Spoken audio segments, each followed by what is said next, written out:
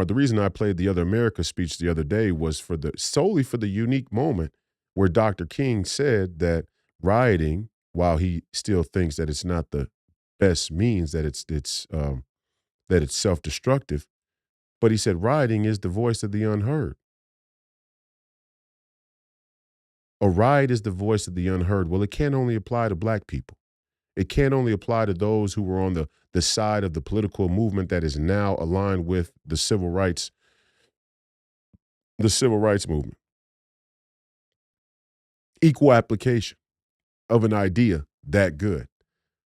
Because rioting and unrest, social unrest is, in many cases, the voice of the unheard. Now, the other side of that coin, like I said on Monday, there is violence that is done that is just purely wicked and evil.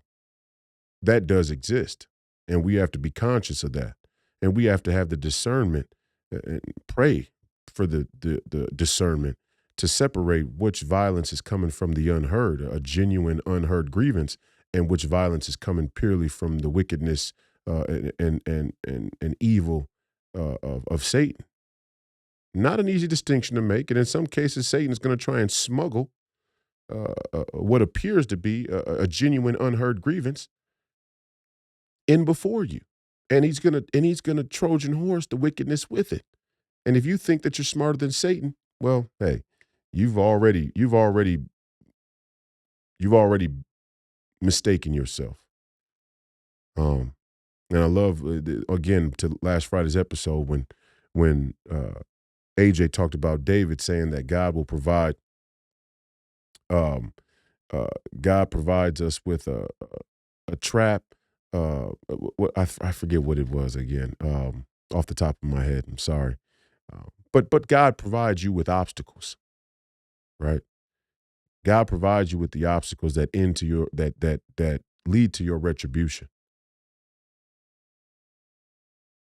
So again, rioting is the voice of the unheard in some cases. In some cases, and honestly, people should be upset if they genuinely think that the election was not legitimate, that it was rigged, that it was stolen.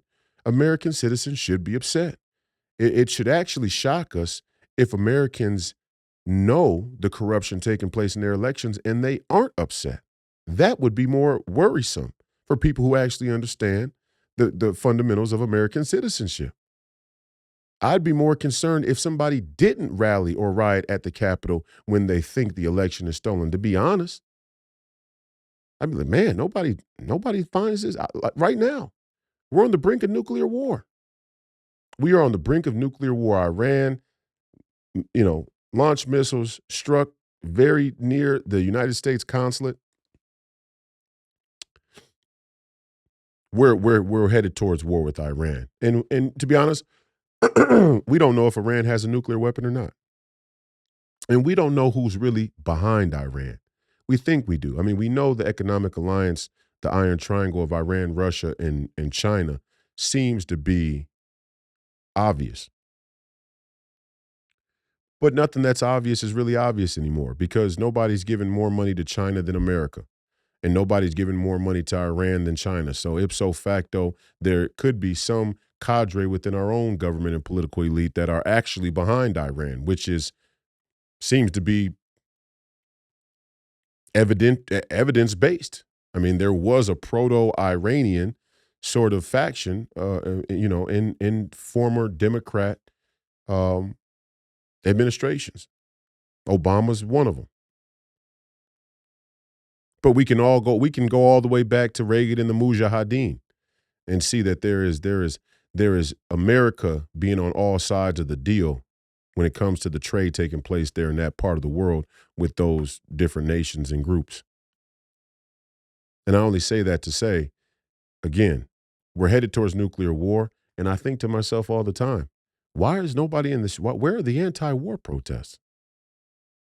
I mean, if you really want to go after Dr. Martin Luther King, the basis to go after Dr. Martin Luther King is a substantial part of the civil rights movement was predicated on an anti-war political worldview that Now, looking back, seems like it was dishonest because many of the people who protested the war then either were maybe are alive, they're probably pretty old now, but at least their children, all none of their children are anti-war,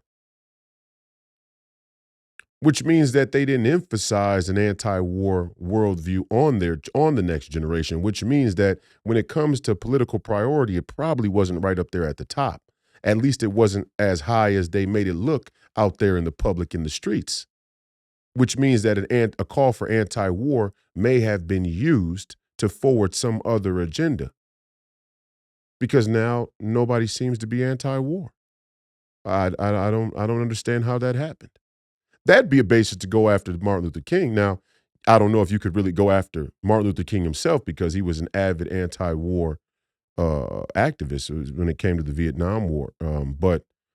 But certainly you could go after the legitimacy of the civil rights movement on a fundamental basis because none of you who subscribe to the civil rights movement as an icon of political history are anti-war today. You're all pro-war.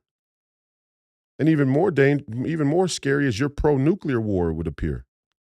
You people don't know if Iran has a nuclear weapon. If you couldn't see Hamas rolling up to the front doors of Israel, to the wall of Israel, then you can't convince me that you have sophisticated enough surveillance to know whether or not Iran has a nuclear weapon. And they're not going to use that nuclear weapon on us. If Iran has a nuclear weapon and they're going to use a nuclear weapon, you know who they're going to use it on. We all know who they're going to use it on. It ain't going to be America.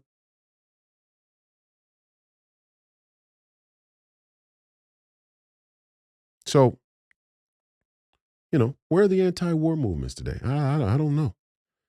I don't know. Moving on. Anyway, this again, I got to show the clip. I'm ranting today, but I'm going to show the clip of this debate about January 6th. And again, equal application of the ideas. If rioting is the voice of the unheard, then we can't say it only applies to black people during the civil rights movement. That is a disingenuous use of intellectual ideas.